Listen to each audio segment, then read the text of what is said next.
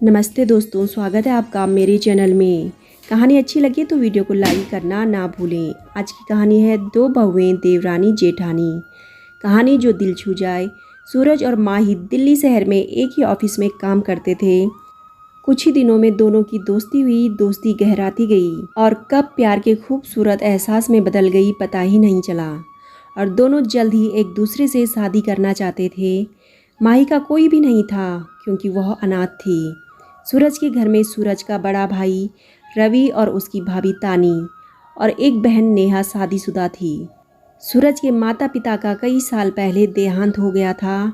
सूरज के भैया भाभी ही शादी के सारे काम की जिम्मेदारी बखूबी निभाते हुए सूरज और माही की शादी बहुत ही धूमधाम से करते हैं। माही शादी होकर रंग बिरंगे सपने सजोए अपने उस नए घर में आती है। दोनों भाइयों और देवरानी जेठानी की खूब अच्छे से निभ रही थी। माही ने सभी का मन मोह लिया था। उनके परिवार में बहुत ही एकता व सामंजस्य था। वैसे तो सूरज बहुत ही समझदार था, पर यदि सूरज कभी कुछ बचकानी बातें कर भी दे जिससे रवि को ठेस पहुँचे तो माही उसकी गलती को संभाल लेती थी। उसकी समझदारी से घर में सभी के बीच प्यार की मिठास बनी हुई थी।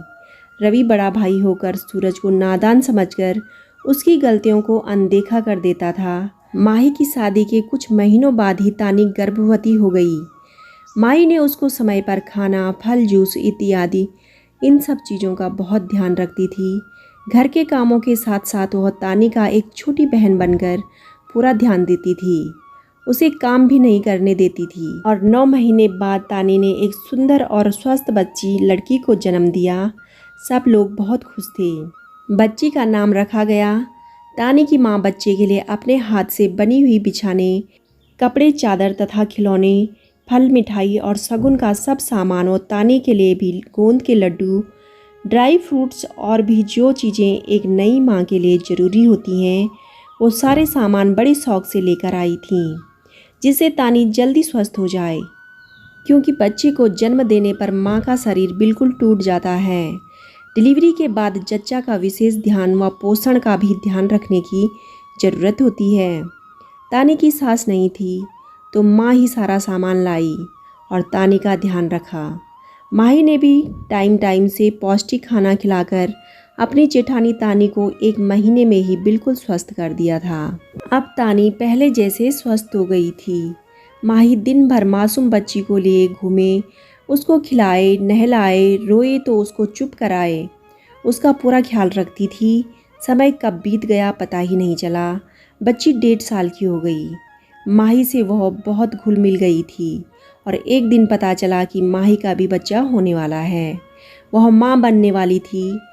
घर में तो सबकी खुशी का कोई ठिकाना नहीं था। सूरज तो बहुत ही ज़्यादा खुश था। तानी बच्चे के कामों की वजह से माही का ज़्यादा ध्यान नहीं रख पाती थी। माही अपना ध्यान खुद रखती थी व सूरज भी उसका ध्यान रखता था। धीरे धीरे माही की डिलीवरी का समय करीब आता जा रहा था। तानी का बच्चा छोटा होने से ननद नेहा डिलीवरी के 1 हफ्ते पहले माही की देखभाल करने के इरादे से आ गई थी और कुछ ही दिनों में माही की डिलीवरी नॉर्मल हो गई थी और माही ने बेटा को जन्म दिया था। सब घर में बहुत खुश थे। अब सास तो नहीं थी माही की। माही मन में सोच रही थी कि मेरा तो मायका भी नहीं है, बेटा तथा मेरे लिए बड़े शौक से कौन वो सारे उपहार लाएगा। यही बात सोचकर थोड़ा उदास सी थी। तभी तानी की नज़र माही पर पड़ी। उसको देखकर तानी ने पूछा, क्या हुआ, तुम बेटा होने से दुखी हो क्या? अरे नहीं दीदी, ऐसी बात नहीं है। मुझे तो बेटा बेटी दोनों पसंद है।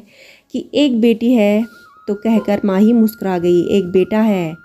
तानी ने कहा, फिर क्या बात है? माही भारी मन से बोली, तानी भाभी, आज इस खुशी के मौके पर भी एक बात खल रही है कि मेरा कोई मायका नहीं है।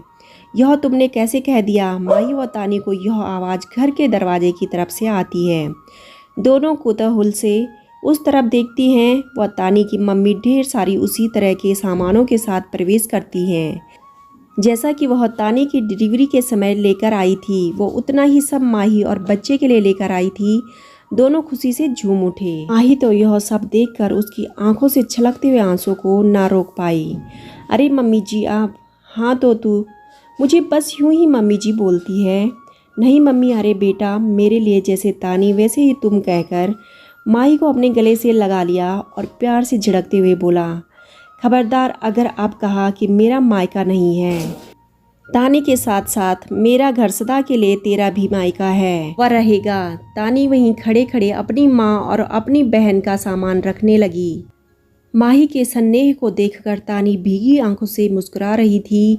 और जिन लोगों में समझदारी होती है वो लोग देवरानी जेठानी आपस में बहुत ही प्यार से रहते हैं। दोस्तों, आपको कहानी कैसी लगी कमेंट करके ज़रूर बताइएगा। कहानी अच्छी लगी हो तो वीडियो को लाइक शेयर, चैनल को सब्सक्राइब करना ना भूलें।